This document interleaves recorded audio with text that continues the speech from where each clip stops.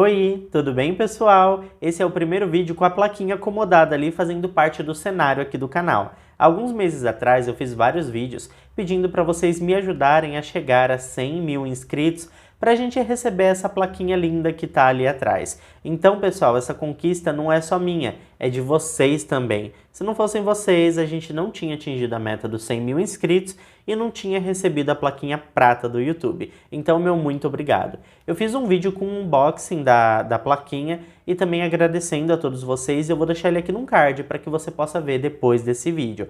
Ah, pessoal, a próxima placa é com 1 milhão de inscritos, é aquela plaquinha dourada, então eu acho que vai demorar um pouquinho para a gente chegar nesse número e receber essa plaquinha. Mas eu sei que com a ajuda de todos vocês, a gente chega lá. Então, se você está chegando por aqui agora, já se inscreve no canal e me ajuda a bater essa meta aí de 1 milhão, que eu sei que pode demorar, mas de grão em grão a galinha enche o papo e logo a gente chega lá, né? Mas agora, pessoal, vamos para o que interessa e bora para o caso de hoje.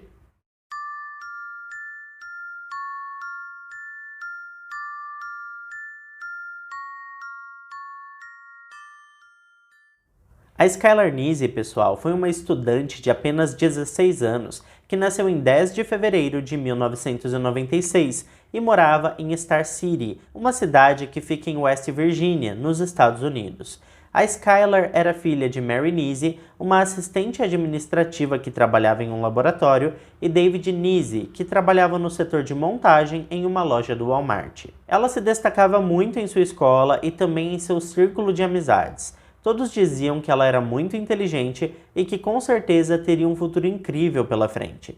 Dentre suas atividades de maior interesse estavam o esporte, a leitura, encontro com amigos e naturalmente a internet. Ela mantinha suas redes sociais sempre atualizadas e ainda com tão pouca idade demonstrava ser uma garota muito responsável.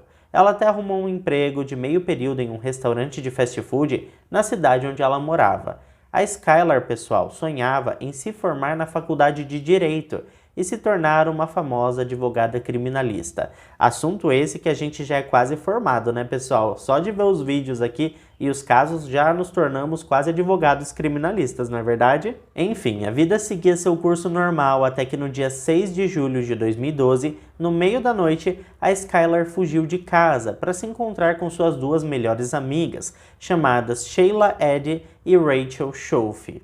Não foi difícil escapar sem ser percebida, porque o apartamento da família ficava logo no primeiro andar e a janela do seu quarto tinha fácil acesso ao corredor que sairia no hall do prédio. Juntas, as três amigas saíram da frente do prédio e dentro do carro elas riam bastante. Pareciam estar felizes e animadas e com a sensação de estar fazendo algo proibido e imaginando que nunca seriam descobertas. Lentamente elas se afastaram e seguiram em direção às aventuras que estavam programadas para aquela noite. Mas de forma bastante misteriosa e inicialmente sem explicação nenhuma, a jovem Skylar nunca mais retornou para casa e um grande mistério se iniciou. Bom, pessoal, eu acho muito importante introduzirmos oficialmente as duas melhores amigas da Skylar nessa história. As três garotas, Skylar, Sheila e Rachel, tinham quase a mesma idade e estudavam todas na mesma escola, a University High School, que fica na região de Morganton, ainda em West Virginia. A Skylar e a Sheila eram amigas de longa data. Elas se conheceram quando tinham cerca de 7 para 8 anos de idade. E desde então nunca mais se separaram. A Sheila conheceu a Rachel na escola, quando elas estavam com 13 para 14 anos, e algum tempo depois apresentou a garota para sua melhor amiga, e assim elas formaram um trio inseparável. Elas estavam sempre uma na casa da outra, faziam seus trabalhos escolares juntas, confidenciavam suas paixões escolares uma para a outra e, enfim, elas estavam sempre juntas mesmo e tinham um laço de amizade muito forte e nutrido. Aliás, pessoal, a Sheila e a Rachel estavam sempre se queixando de problemas em casa. O que ocorre é que a Skylar era filha única e seus pais eram muito carinhosos com ela e faziam um excelente trabalho motivacional. Eles impulsionaram a garota a estudar, correr atrás dos seus sonhos, ser persistente e todas essas coisas.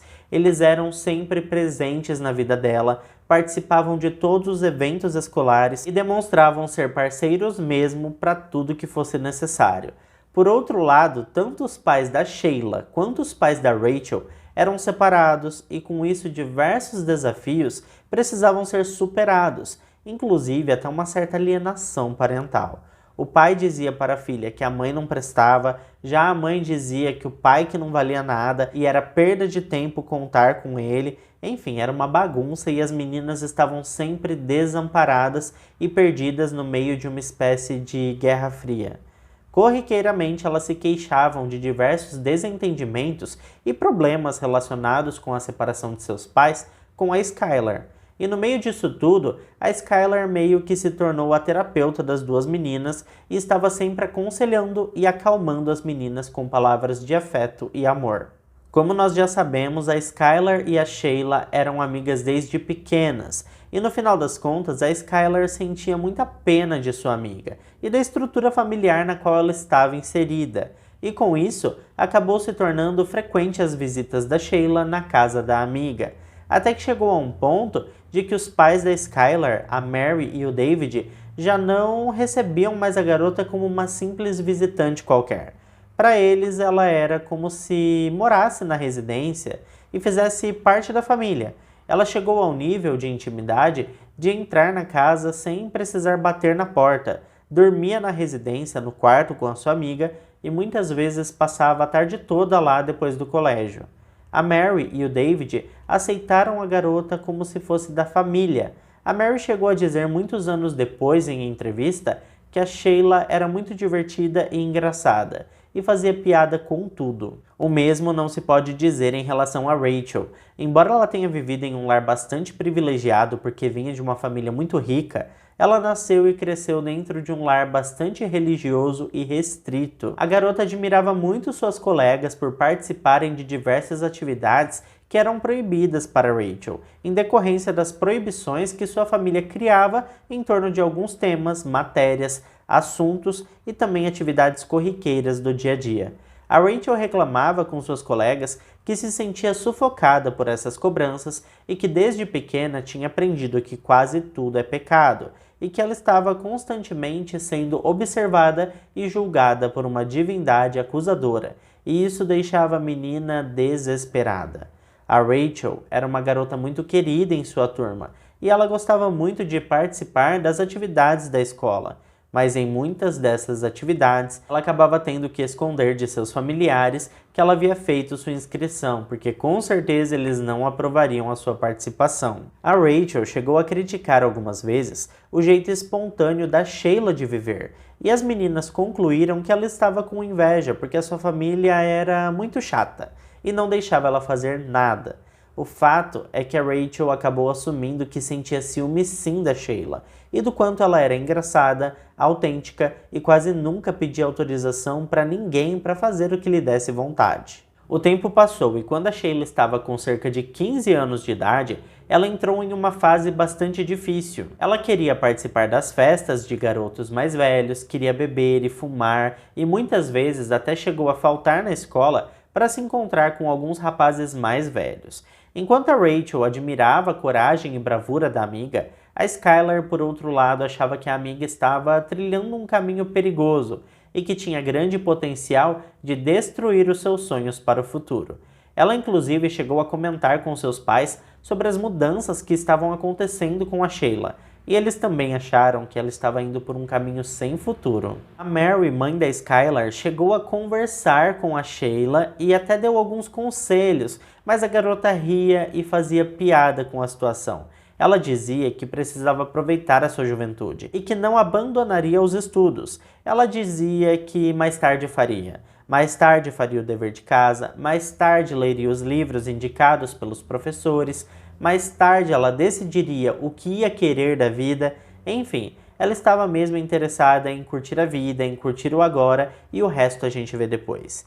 E essa história, pessoal, começou a tomar um rumo bastante esquisito. Parece que a admiração que a Rachel tinha pela Sheila foi capaz de criar laços ainda mais fortes. E o trio estava passando por um momento turbulento na amizade entre as três. A verdade é que a Skylar não estava muito feliz com a maneira que a Sheila estava se comportando e levando a Rachel para o mesmo caminho. então ela continuou sendo amiga das meninas, mas em paralelo ela iniciou novas amizades, passou a sair também com outras pessoas da sala de aula e isso rapidamente foi percebido tanto pela Sheila quanto pela Rachel. E a consequência disso foi que as duas se juntaram para atormentar a vida da Skylar. Elas fingiam que ainda eram três amigas e que estava tudo bem entre elas, mas sempre que tinham oportunidade, elas excluíam a Skylar do cronograma e faziam com que ela se sentisse deixada de lado. Aconteceram até mesmo episódios nos quais as duas combinavam de ir para a escola com roupas parecidas e não avisavam a Skylar nada sobre isso. Então ela era a única do grupo com roupa diferente e naturalmente sentia que as meninas estavam fazendo de propósito. Um indicador de que as coisas estavam saindo do controle foi a quantidade imensa de posts nas mídias sociais das três, e inclusive em uma destas postagens que aconteceu no dia 31 de maio de 2012, a Skylar escreveu em seu Twitter um xingamento, seguido de uma acusação de que alguém era uma pessoa de duas caras, e que ela tinha descoberto o que essa pessoa recentemente havia feito. Esse Twitter dava a entender que haviam pessoas agindo pelas costas dela, e ela acabou descobrindo tudo. Mas em outra postagem, ela se lamentou dizendo que era uma pena que suas amigas estivessem vivendo a vida sem ela. Essas postagens significavam na prática que a Rachel e a Sheila estavam se tornando grandes amigas e confidentes e estavam meio que deixando a Skylar de lado. Bom, fica difícil a gente dizer o quanto as suspeitas dela estavam corretas, porque adolescentes estão sempre se desentendendo e depois fazem as pazes. Mas de qualquer maneira, essa era a sensação da Skylar. Ela tinha a percepção de que estava lentamente sendo desconectada do trio. Independentemente das suspeitas da Skylar, o fato é que a relação entre ela e a Sheila estava bastante abalada. Um colega de escola das meninas, chamado Daniel Hovatar, falou com as autoridades muito tempo depois e informou que as duas estavam brigando muito, quase que diariamente. E a Sheila, obviamente, sempre contava com o apoio da Rachel. E isso tudo é muito estranho, né, pessoal? Porque a Sheila e a Skylar eram amigas de longa data. E de repente as duas não se entendiam mais. Você também já teve alguma amizade lá da infância que acabou se perdendo no meio do caminho? Alguém que era muito seu amigo ou amiga e de repente parece que se tornou uma pessoa estranha para você?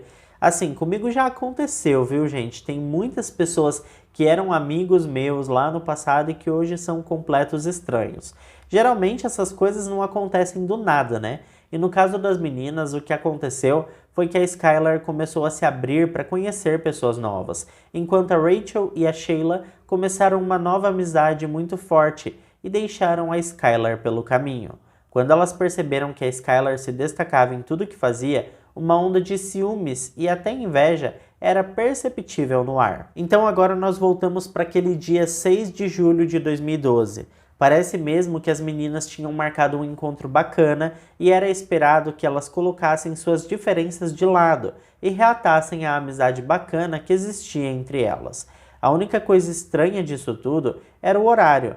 Por que será que esse encontro precisava ser tarde da noite? E, inclusive, foi necessária a Skylar sair escondida porque os seus pais não permitiriam que ela saísse naquele horário. O fato, pessoal, é que a jovem não retornou para casa e na manhã seguinte seus pais foram até seu quarto e perceberam que a porta estava trancada. Eles bateram, mas ninguém respondeu. O pai da jovem, então, decidiu abrir a porta à força e então os dois encontraram o quarto vazio. Através da janela aberta, entrava um ventinho bastante frio e os pais da jovem ficaram muito preocupados, porque era nítido que ela tinha saído de casa no meio da noite. A princípio, eles tentaram manter a calma e acreditar que a filha tinha saído para dormir na casa de alguma amiga ou colega da escola. Acontece que ninguém tinha notícias para dar e suas amigas não sabiam o paradeiro da jovem. Outro detalhe que chamou a atenção dos pais foi que diversos objetos da filha tinham ficado em casa, como o carregador do seu celular, sua escova de dentes e produtos de higiene pessoal. Todos esses objetos ainda estavam no quarto da garota, e essa descoberta anulou rapidamente a ideia inicial de que ela tivesse dormido na casa das amigas. A Skylar, pessoal, nunca tinha faltado ao trabalho e após conversar com a loja por telefone, os pais souberam que ela também não tinha chegado no trabalho naquele dia. Foi então que eles decidiram entrar em contato com as autoridades e denunciar o desaparecimento da garota. Os policiais começaram a investigar esse caso e rapidamente descobriram imagens das câmeras de segurança do apartamento da família que mostraram que no início da madrugada do dia 6 de julho, a Skylar saiu do prédio e entrou em um carro sedã cinza que estava estacionado perto de uma lixeira. Por conta destas filmagens, um alerta Amber não foi emitido para o caso da jovem. O alerta Amber, pessoal, acontece quando existe uma criança ou adolescente desaparecido. Então um alerta é emitido e as autoridades de toda a região são notificadas, além de gerar um grande burburinho nas mídias. Todo esse barulho ajuda a amplificar a notícia de que uma criança desapareceu e está em perigo. Pelo fato das imagens denunciarem que a jovem caminhou até o veículo e entrou no carro por conta própria, por vontade própria, sem ter sido forçada a isso, o alerta Amber para o seu caso foi rejeitado por diversas vezes. E a consequência disso é que muitas pessoas no início nem sequer sabiam que a Skylar estava desaparecida. Os pais da Skylar ligaram mais algumas vezes para a casa da Shelia e também da Rachel.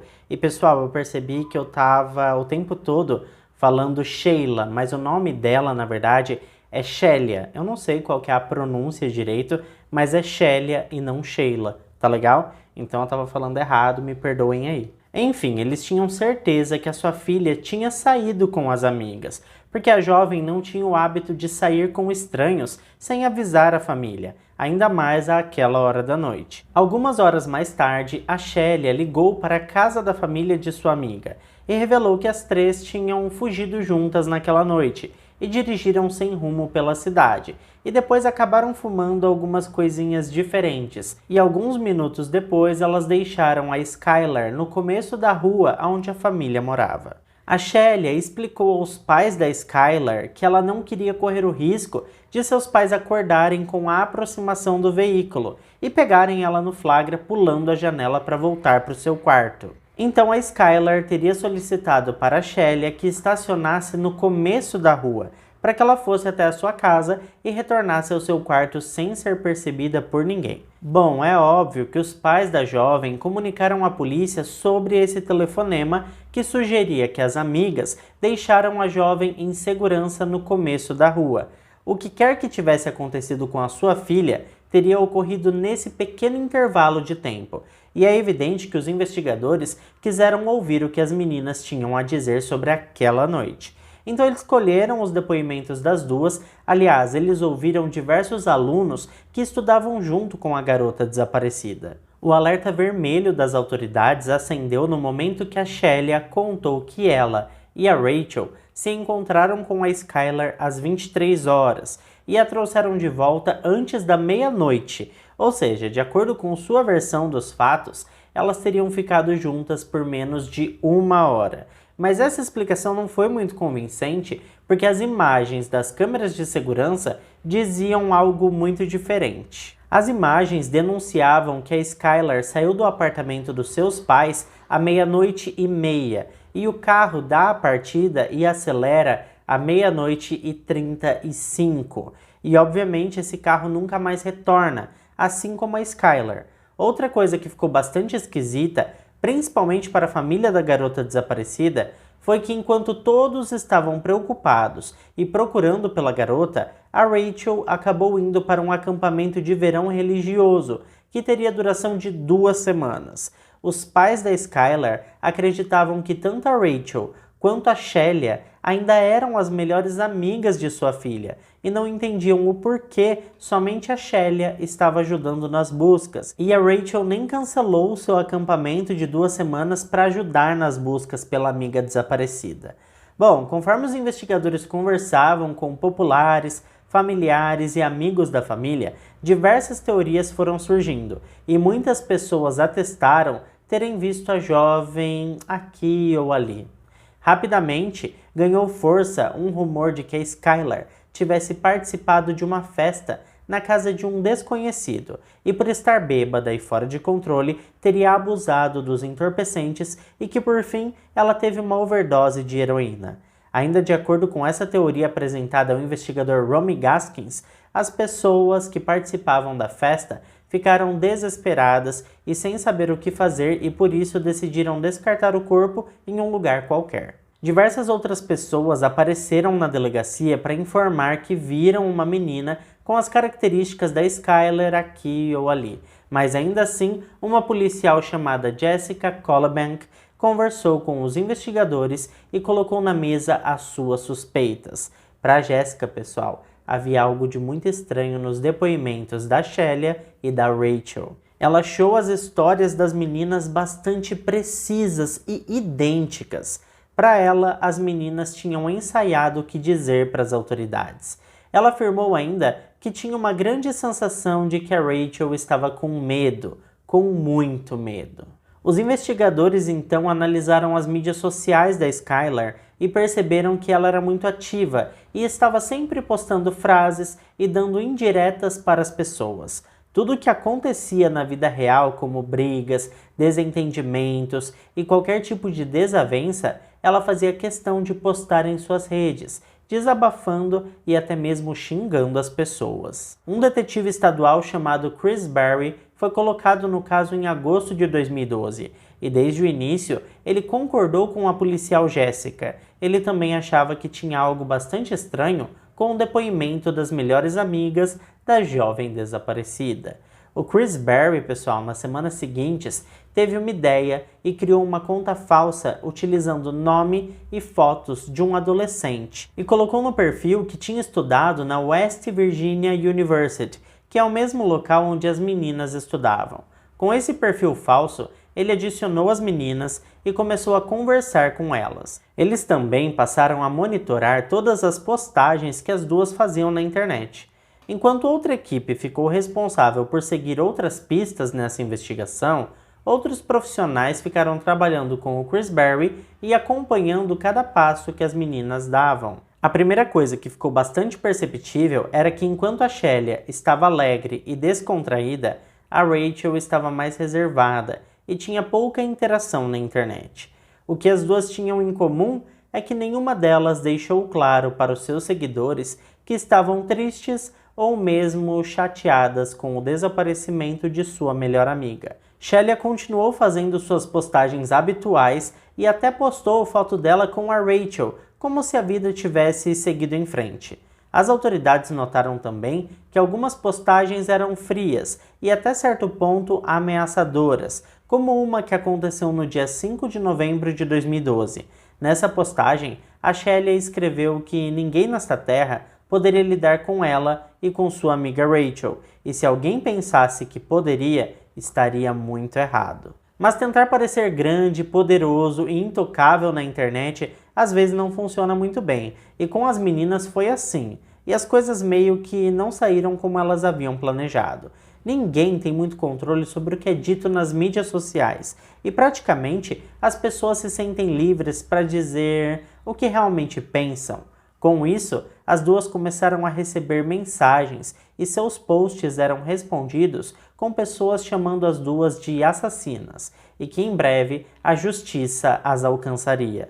Outras postagens diziam que elas estavam fingindo não saber o que tinha acontecido com a Skylar, mas em breve a verdade viria à tona e as duas seriam condenadas e presas. Essa enxurrada de mensagens e posts condenatórios deixaram as meninas bastante desconcertadas e muito desconfortáveis. A pressão em cima delas aumentava diariamente conforme eram convocadas para comparecer à delegacia para responder mais e mais perguntas. As meninas foram chamadas por diversas vezes para falar com as autoridades e repassar o que tinha acontecido naquela noite. Afinal de contas, as duas foram as últimas a ver a jovem com vida. E em um desses depoimentos, a Shelia mudou um pouco a história e afirmou que, na verdade, elas não ficaram somente andando de carro, mas que pararam em uma floresta para conversar sobre a amizade das três e resolver alguns desentendimentos. Acontece que a Rachel não conseguiu confirmar os detalhes dessa nova versão, e isso deixou as autoridades um pouco mais desconfiadas. Para provar que elas estavam falando a verdade, foi ali sugerido que elas fizessem um teste do polígrafo, e as meninas prontamente aceitaram a proposta. Então as autoridades encomendaram 2 testes do polígrafo. A Shelia estava muito confiante, mas reprovou no teste. O teste do polígrafo obviamente não é mais aceito no tribunal, mas o resultado já era esperado pelos investigadores e, por mais estranho que possa parecer, a Rachel deu um jeito de não comparecer no dia do teste e as autoridades deixaram pra lá, não se importaram muito com isso. Os pais da Skylar, que até então estavam aguardando que a polícia fizesse seu trabalho direito, acabaram se cansando da demora e foram a público sobre suas suspeitas. Falaram inclusive sobre o teste do polígrafo e deixaram bem claro para toda a população que eles tinham certeza que a Rachel e a Shelia sabiam o que tinha acontecido com sua filha, mas que elas não queriam falar a verdade por algum motivo. Bom pessoal, a oficial Jessica entrou nos sistemas da polícia e confirmou que o sedã parado na porta da casa da Skylar pertencia de fato a Shelia. Ela então decidiu investigar o trajeto do veículo naquela noite e analisou as imagens de vigilância de empresas próximas e também câmeras de segurança pública. Os investigadores puderam constatar que o veículo esteve muito próximo a uma loja de conveniência em Blackstone, ainda em West Virginia, mas a oeste de Star City e Morganton. Entretanto, o depoimento da Shelia, que foi corroborado pela Rachel, afirmava que as meninas tinham ido para o leste na noite do desaparecimento da Skylar. Não havia qualquer possibilidade delas terem se confundido, porque eram direções completamente opostas, e como as meninas continuavam insistindo que estiveram com a Skylar por menos de 1 hora, seria impossível elas irem para um lado e depois retornar e seguir para o lado oposto, tudo isso em menos de 1 hora. Ou seja, as meninas estavam mentindo, e agora as autoridades queriam saber o porquê. O investigador Chris continuava pressionando as meninas, e como previu a oficial Jessica, enquanto Shelia permanecia firme como uma rocha, a Rachel, por outro lado, parecia com muito medo e assustada. Ela transparecia que precisava contar algo a alguém, ou em breve teria um ataque de nervoso. E pessoal, esse ataque finalmente aconteceu mesmo, viu? A Rachel não estava mais suportando o estresse e tormento de esconder esse segredo. Em sua cabeça havia uma confusão, e de um lado ela queria fazer a coisa certa, mas por outro lado ela queria manter as coisas como estavam. Então no dia 28 de dezembro de 2012, quase 6 meses após o desaparecimento da Skylar, Patricia Schauf, a mãe da Rachel, ligou para a emergência solicitando ajuda com sua filha. Ela informou que a menina de 16 anos estava surtada. Ela gritava, batia nela e em seu marido, saía de casa e corria pela vizinhança gritando, depois voltava gritando e chorando e estava totalmente fora de controle. Assim que ela percebeu que a sua mãe estava falando com a emergência, a Rachel começou a gritar para que lhe dessem o telefone, porque tudo estava acabado. Ela gritou que iria terminar com tudo. As autoridades estiveram na residência e os paramédicos acalmaram a garota. Rachel foi encaminhada a um hospital psiquiátrico, no qual permaneceu por alguns dias. Assim que teve alta, ela pediu para seus pais se poderia falar com os investigadores do caso da Skylar. Algumas horas depois, uma história sombria começou a ser revelada. A Rachel estava pronta para falar sobre o desaparecimento de Skylar Neese. Rachel foi para a sala de interrogatórios acompanhada por um advogado. Toda sua confissão foi gravada. A princípio, a Rachel teve dificuldades em falar. Por isso, as autoridades tentaram montar uma cena na qual a Skylar teria ingerido muito álcool. E usando entorpecentes e tudo isso, acabou muito mal e elas tentaram esconder a verdade por todo esse tempo. Mas a Rachel esperou o ambiente ficar calmo e falou simplesmente: "Nós a esfaqueamos."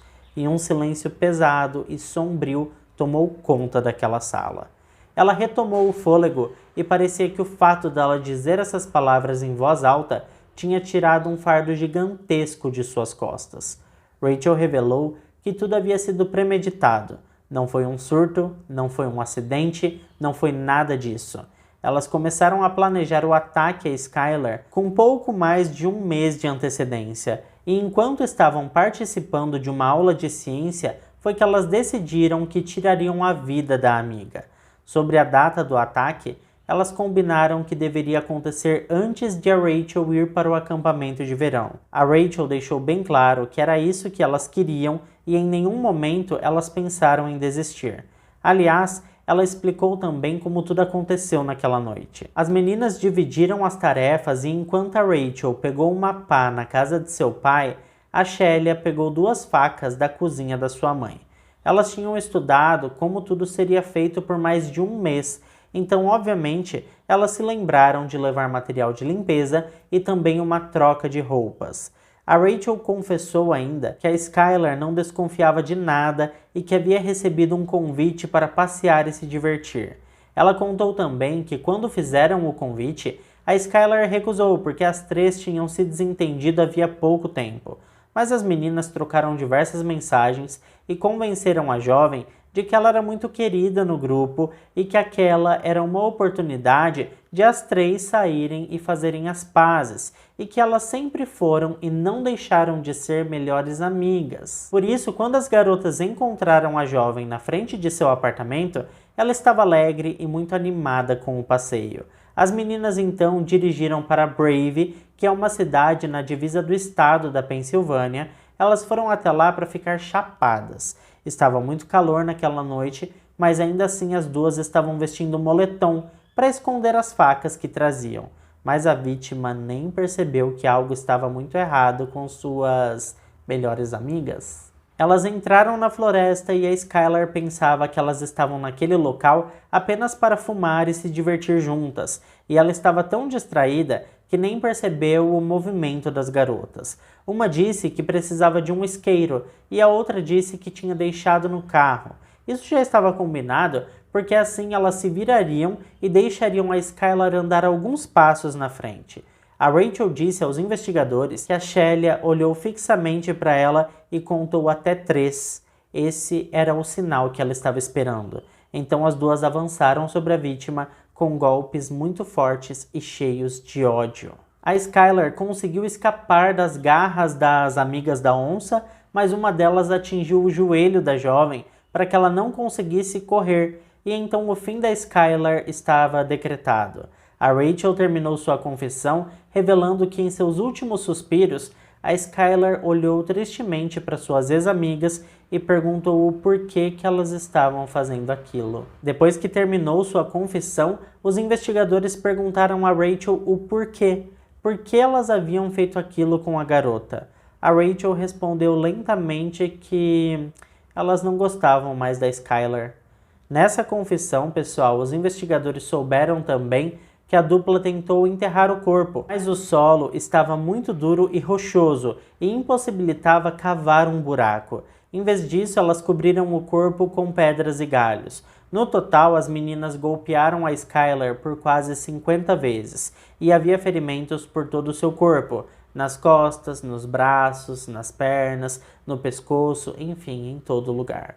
Alguns dias depois, no início de janeiro de 2013, Rachel concordou em levar as autoridades até a floresta onde ela e a Shelia tiraram a vida da Skylar. Mas fazia muito frio naquele mês e a floresta estava coberta de neve, e isso impossibilitou que ela apontasse a localização exata. Apesar de não encontrar o corpo da vítima nesta data, as autoridades utilizaram a confissão da Rachel e a acusaram formalmente de assassinato.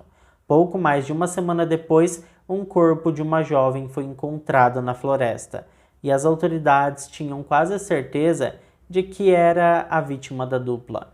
Mas a confirmação só veio mesmo no dia 13 de março de 2013, quando um laboratório criminal confirmou oficialmente que era Skylar Neese. É preciso dizer que quando o corpo da Skylar foi encontrado, a Shelia escreveu em seu Twitter falando sobre o quanto estava triste com essa notícia e desejando que sua melhor amiga descansasse em paz. Os policiais analisaram novamente as postagens mais antigas da jovem e encontraram diversas postagens que descreviam misteriosamente o que elas tinham feito. Em uma dessas postagens, a mais óbvia talvez, A Shelia escreveu: "Nós realmente fizemos isso no 3." A polícia agora entendia o que isso significava, porque em sua confissão a Rachel contou que elas contaram até 3 antes de atacar a vítima. As autoridades solicitaram ao juiz uma ordem de buscas no veículo e residência da Shelia, e essa autorização saiu alguns dias depois. Os investigadores compararam amostras de sangue que foram encontradas no porta-malas do carro da Shelia com o DNA da Skylar, e os resultados voltaram atestando a correspondência. Os investigadores então visitaram a casa da Skylar e encontraram seu diário. Eles enfim descobriram uma explicação melhor para o assassinato da jovem. Rachel tinha explicado que elas simplesmente deixaram de gostar da Skylar e que não queriam mais ter ela como sua amiga.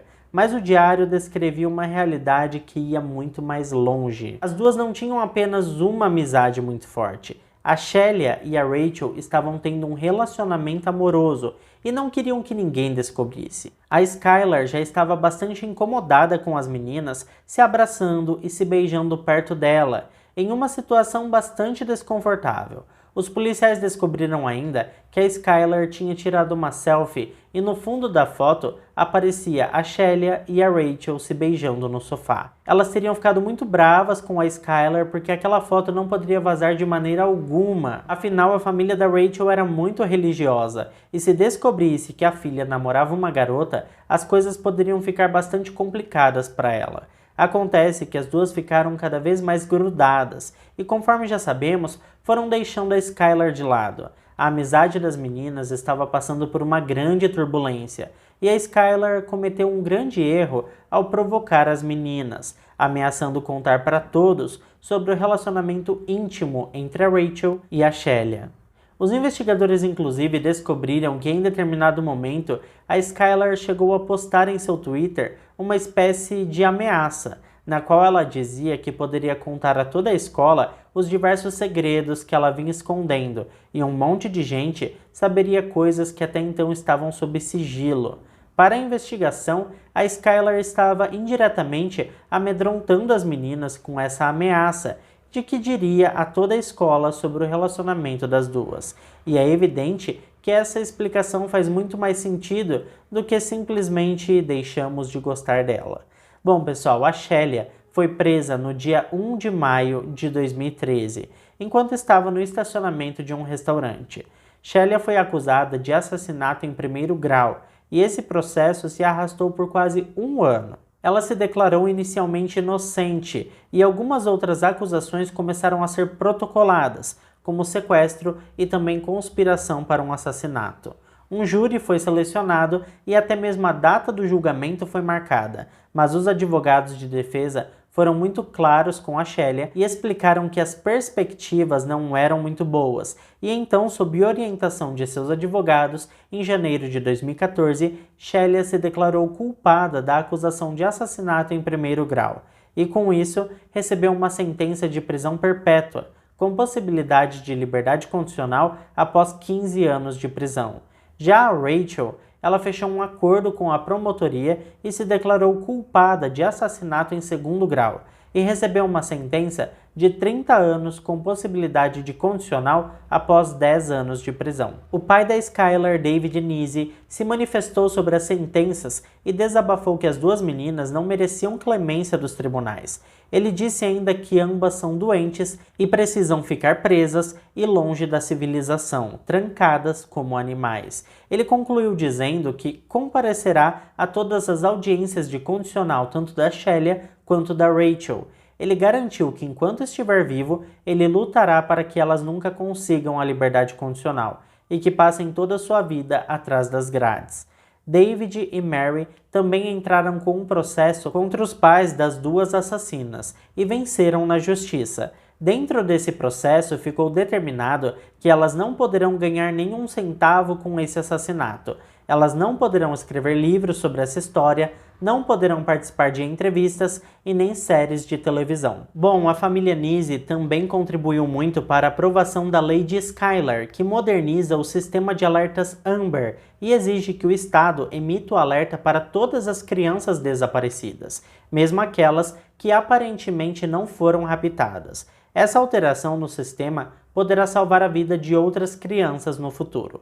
E por falar em amigas que se revelaram não ser tão amigas assim, eu vou deixar em um comentário fixado aqui embaixo algumas indicações de casos semelhantes a esse que eu já trouxe aqui no canal. E vou te dizer que, olha, a gente tem que tomar muito cuidado com quem se diz amigo, viu? Porque é cada caso. Bom, pessoal, e quem ficou até aqui comigo, não esquece, né? Deixa o seu like que ajuda muito na divulgação do canal. Eu fico por aqui e até o próximo vídeo.